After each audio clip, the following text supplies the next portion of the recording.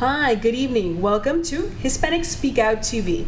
My name is Orialis Martinez, and I used to be a news reporter back in Puerto Rico in a Spanish station, WIPR Canal 6. And today, I'm representing our host and also our chairman from Hispanic Achievers, Mr. Danny Ramos. And for me, it's going to be a pleasure. And I have to say a little secret to you folks out there. It's my first time I'm doing an English interview, so I know everybody here is going to help me, and we're going to have a blast tonight because I have special guests that are with me. Today, I'm here with Magda Ivette Torres. She is one of our leads in the Spanish radio in Central Florida. Welcome, Magda. How are you doing? Fine. Thank you for having me here. Thank you for being with us here in Hispanic Speak Out TV. It's a pleasure for us. Magda, let's just hit on some of the questions tonight that we're going to be, speaking out. Mm-hmm. Do you believe there is a true freedom of press for the Hispanic community? By this I mean, is the news controlled by certain individuals? I can tell you that in my case, I truly believe in the freedom of press, and I feel that I am doing a free press. If there are out there, some kind of controls that got to do with politics or economics, I don't know. But like who? You just mentioned maybe politics, maybe people that would be controlling. I wish I could know. I wish I could know, and I wish I could tell you. Has this situation affected the economic, social growth here in Central Florida? Of course it does. How? Because there has to be an open press, especially for Hispanics. And what I have noticed since I got here, and coming from the press in Puerto Rico, we have an open press in Puerto Rico. People are so active participating in radio programs, reading the newspapers and learning about what's happening, that the people say, politics in Puerto Rico is the #1 hobby. It is. In here, we have so many people from so many places and from all over Latin America that I don't know what happened with radio programs, newspapers, TV channels, Hispanics, of course, that when I came here, I sort of missed what I was so active in discussion and news analysis that I missed what really is the essence of the press, because there's too many shows, too many people trying to do something else for the Hispanics, where there is a need out there for the real news, for what is happening. There's so much for us to learn. If we come here, we want to learn about the United States. If we come here, we want to know what's happening in the United States. We don't want to keep on listening to the same music. We don't want to keep on listening to the same singers. We don't want to stay all the time, mingling in our Hispanic community and mingling in our culture and mingling. No, we have to blend, and we have to know what's going out there, what's happening in our community, what's happening in the United States, and what's happening in the rest of the world. And I understand that media in Spanish, especially in Spanish, mm-hmm. It's kind of limited in that sense, and it's not getting a lot of the attention for the Hispanics news-wise that they deserve. It's kind of like we would say in Puerto Rico, una mordaza for the people, for the press here. Would you say it would be like that? Or if we're talking about the Hispanic press, I'm not talking about Anglo mm-hmm. press or English press, or I'm talking about Hispanic press. It's not that they have a mordaza. It might be a mordaza when you feel that there are certain sectors that are trying to quiet you down.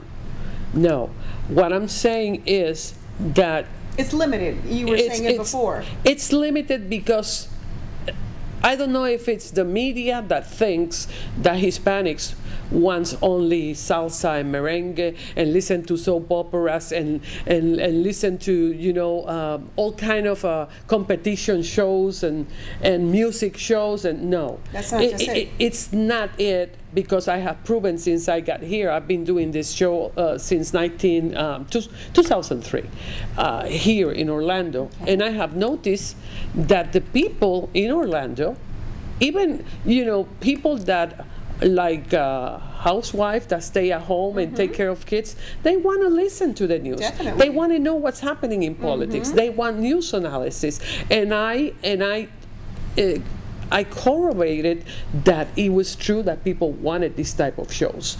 And news analysis talk shows, there were so few of them. And I can tell you that probably opinions shows, there were a couple of them, but news analysis talk shows, I didn't find not even one. And for some reason, you know, I have proven that the Hispanics likes this type of news analysis show, that they like to know about news. And even, like I said, housewives, people that are driving trucks, people that are overworked, people from everywhere. They're connected to our show, they like to listen to our show, and they have proven that Hispanics like news. So definitely we need more shows like that, more information, and because we have a big Hispanic community here in Central Florida that have lots of struggles, that have lots of questions, that are very committed with their society. They don't understand the system. And they don't understand the system. And that's a very good point. And that is what is holding a lot of Hispanics from voting, because they have the right to vote, but they don't vote. So that's. But I am so glad that I have seen, you know, a growth in new radio shows, and we have a couple of them that are doing news analysis, and I feel so happy for that. Well, great. And talking about politics, Magda, do you think Hispanics will get their first congressman in Central Florida through redistricting? Who would be that candidate, you think?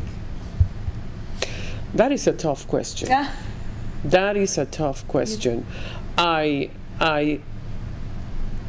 really can't answer your question right now, because I would like to see more Hispanics, you know, joining the public service, not the politics, the public service. Okay. And I've seen a couple of them, you know, right now locally. We have them in Osceola County. We have them here in the city of Orlando. We have them at the Seminole County. But at the Congress, I really can't tell right now if there is a person that is interested. Okay. Well, you know, Mildred Fernandez was the only Orange commissioner. She announced that she was running for mayor, and shortly thereafter, she was charged and arrested. All we know that. Do you think she was set up? That got to be decided by a court. I don't know if she was set up or not.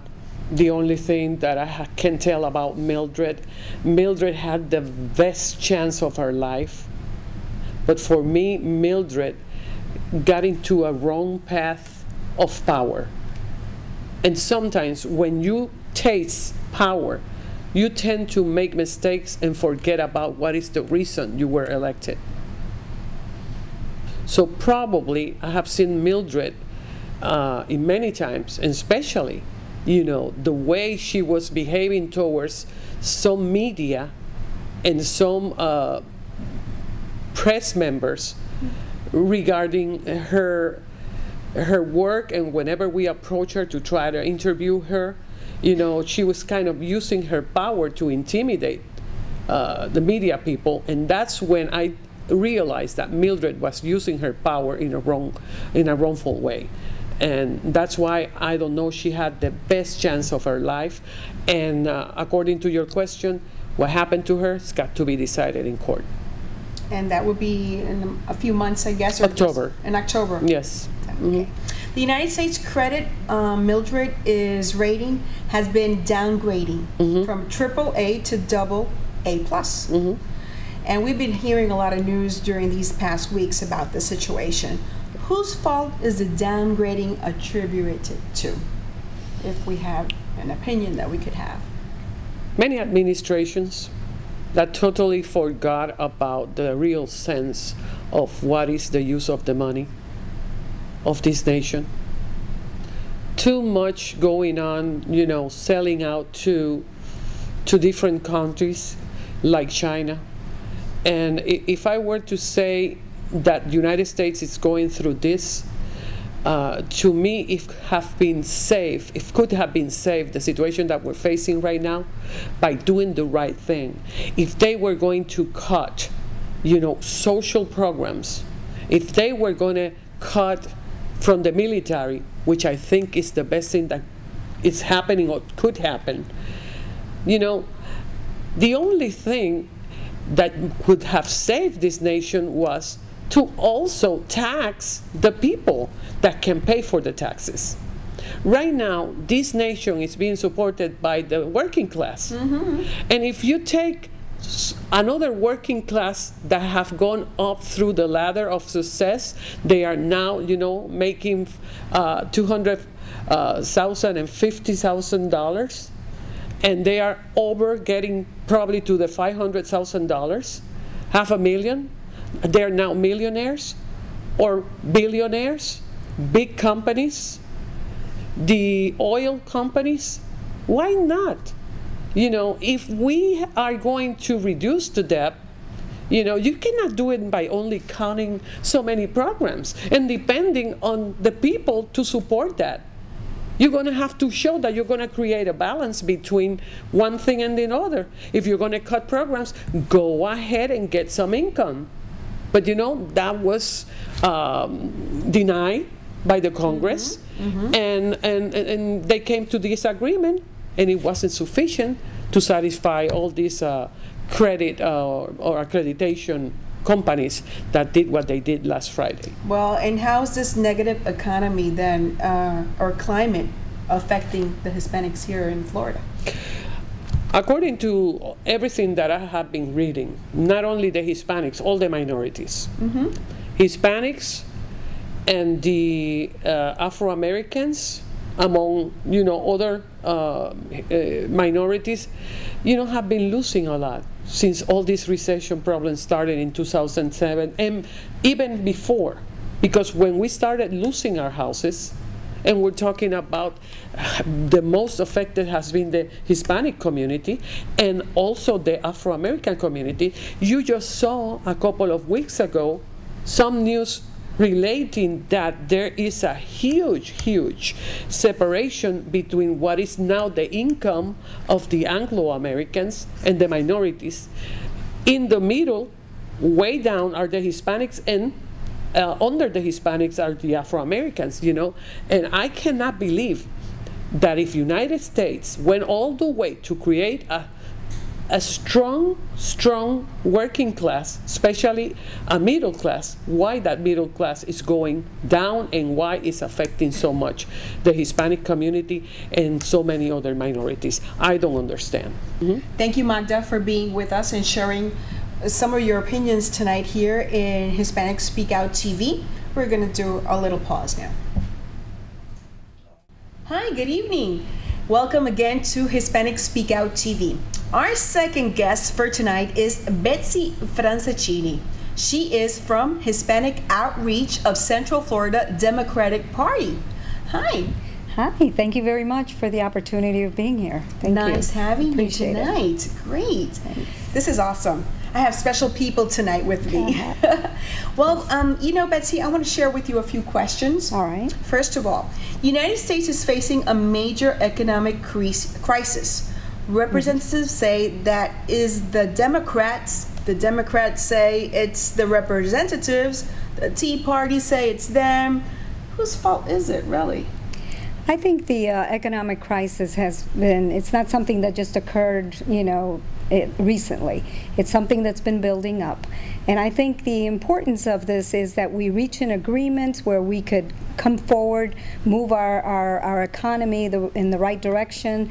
And I think, Congress, of course, we've had some difficulties in terms of reaching an agreement, negotiating the deal, and I think it's gotten to the point where they've given the debt ceiling a lot more, attention than they should have. I mean, in the past, we've had 117 times since 1972 where the Congress has met to increase the debt ceiling, and it's always been something as an administration, issue. And recently it's been, they just made it such a big deal, and I think that has also pushed the community to feel like, oh my God, what's going on here? But it's something that is an administrative process, and it only took place under this president to make it such a difficult issue. So I believe that we really need to move forward, work together, and make sure that we save our country and turn it in the right direction. Definitely. President Obama has promised lots of changes, Betsy. Do you think he has been successful up to now? Well, he has. There are a lot of accomplishments that he's taken place. Of course, he promised and he campaigned on health care, and that's something that we have millions of people underinsured or not insured at all. And I think the Hispanic community with the Affordable Care Act are one that will benefit tremendously from the affordable health care. We have, also children that were not, that insurance companies would deny their coverage because they had pre-existing condition. When now under the affordable health care, these children are going to be covered, and that of course is immediately. We also have the benefits of students that are still with their parents and they're still going to school. They could, up to 26 years old, they are able to stay on the family plan. That's also something that benefits our families. And in addition to that, we have the preventive care. Now the families won't have to pay $30 copayment like the Medicare and Medicaid, and that's something that has also going to help our future. He's also has done things with the Pell Grants. He's increased that to $550,000, which is going to help students obtain loans to go forward going to school and college. He's also he's done the credit card reform, which before, there were a lot of abuses from the credit card companies where they were charging, fees, astronomical fees, and the most part, people didn't even know they were being charged by that. So they did he passed the credit card reform. In addition to that, he also did the Wall Street reform, the mess that we got into because there were no regulations, and that's something that we definitely need to watch to make sure that the economy doesn't go into this chaos because of deregulation. So he has done a lot that he has promised. I know there are some issues. There's still a lot of work to do, but he has accomplished a lot of what he stated he would do. What other issues could be interesting to pick out that we have to work on, or that the president has to work on? Well, I think one of them is the immigration, reform. That's something he promised, and he is still working on that. The DREAM Act, is something that will help the students go to school, those that qualify and have good grades. Those two areas are something that I know, at least for the Hispanic community, a lot of them have mentioned that it's still up in the air. Yes, but he is committed to working on that. One thing that I could say from the administration and under Obama is he's opened the doors like no other president has to the Hispanic community. He has hired 33 qualified Hispanics within his cabinet, and also has appointed head of agencies in probably, I'm not sure the amount at this point, but it's a lot more than other administrations.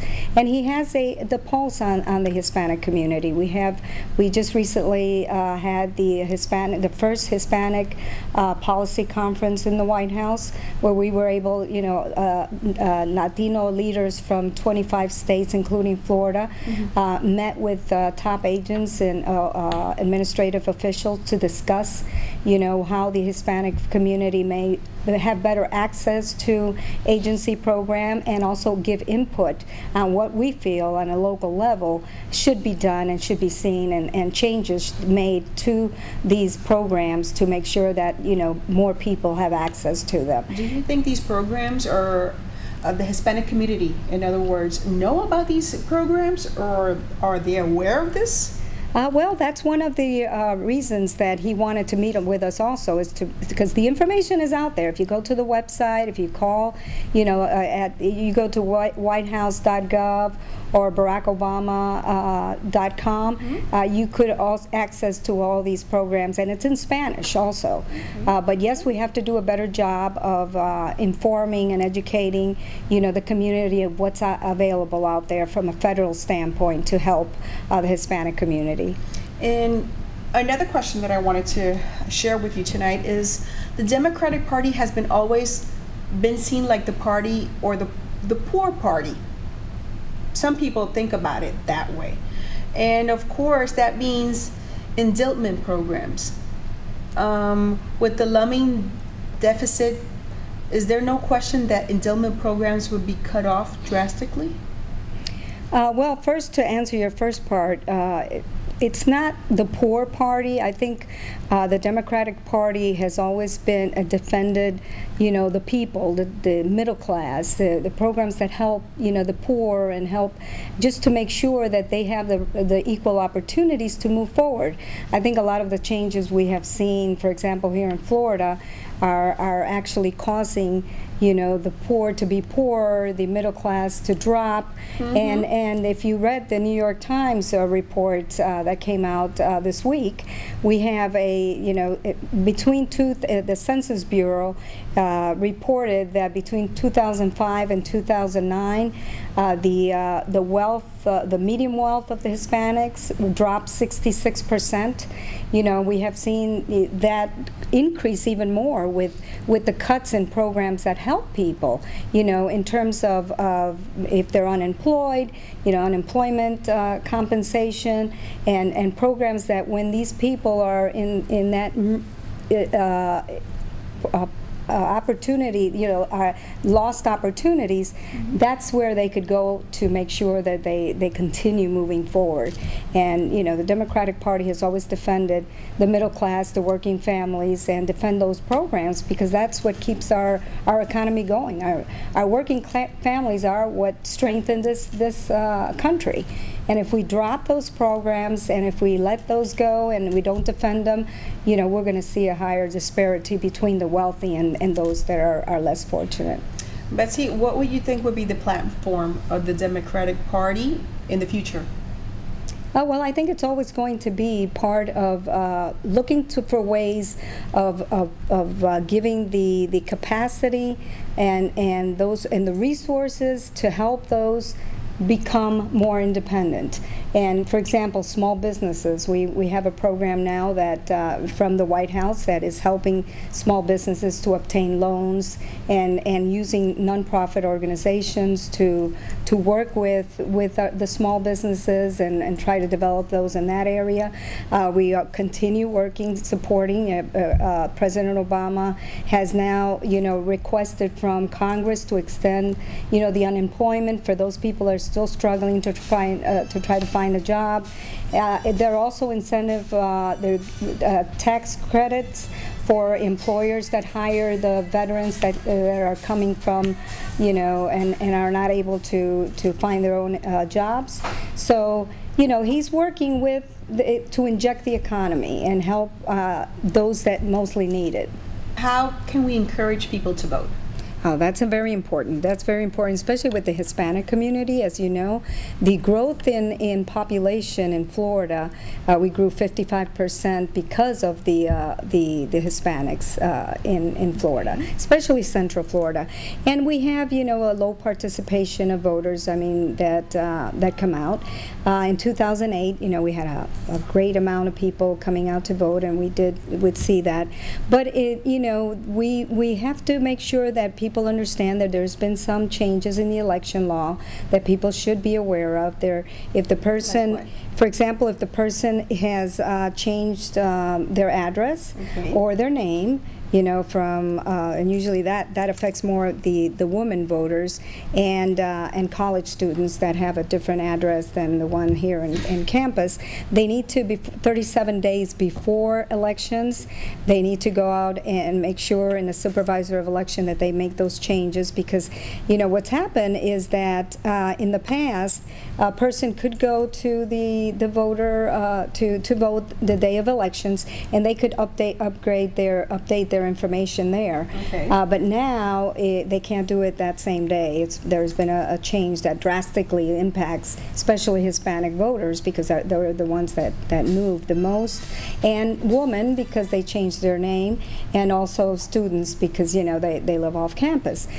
So it's important for them to know to make these changes before the election day. Otherwise, what they will get is a provisional ballot, and 48% of provisional ballots are usually thrown out. So that's something that's very important. And Hispanics, need to know that we may have the numbers, but if we don't go out to vote, our voice won't be heard. So the strength of the influence politically that we may have is voting, and that's something that we need to do, because there are a lot of changes, a lot of decisions being made that are impacting, and if we don't go out to vote, it's going to be very difficult, and people are going to be complaining, but we won't have the power and the influence to make a difference and be heard. So I do encourage everyone to go out to vote. Definitely. Have you? Can you compare years before? Can you say that then Hispanics have decreased their voting, or have they increased with the years, if we compare it? Well, if we can compare it based on the population, we've increased it, but not to the percentage that we should. I mean, that in terms of the amount of population now. For example, how the percentage is how much? Well, in 2008, usually Hispanics go out to vote high in presidential elections, but midterm elections, it drops, and we need to do a better job of educating our people to go out to vote on off years, because that's where we're electing, who's going to be governing and making legislative decisions here locally that's going to impact our families. Okay. So I think it's more of an educational, culturally. I know you're from Puerto Rico also. We usually vote just every 4 years. That's right. And so our people are used to going out to vote every 4 years, but then on off election, general election years, it drops, and that's something that we need to definitely make sure that our people are aware of when these elections take place, the importance of them, and that's one of the reasons why we need to encourage people to come out. Great. Well, thank you very much for sharing with us. Thank you. Definitely, and we hope to see you soon. All right. Thank you very much. Okay, thank you. And we'll see you folks next time.